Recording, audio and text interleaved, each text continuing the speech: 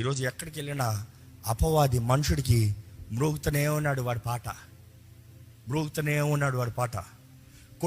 కొట్టుకెళ్ళి super మార్కెట్లలో shopping చేసుకోదాన్ని పాట ring అవుతూ ఉంటుంది. ఏంటి మీ గృహాల్లో వినబడే పాటలు ఏంటి? మీ పిల్లలు పాడే పాటలు ఏంటి? మీ సెల్ ఫోన్లో ఉన్న పాటలు ఏంటి వింటున్నారు? What are you so enjoying? ఈరోజు ఏంటి మీ మనసులో రింగ్ అయ్యే పాట? ఈరోజు ఎంతోమంది 4 సార్లు లోకపు మాటలు వింటే అయ్యే నోట్లోకి వచ్చేస్తున్నాయి.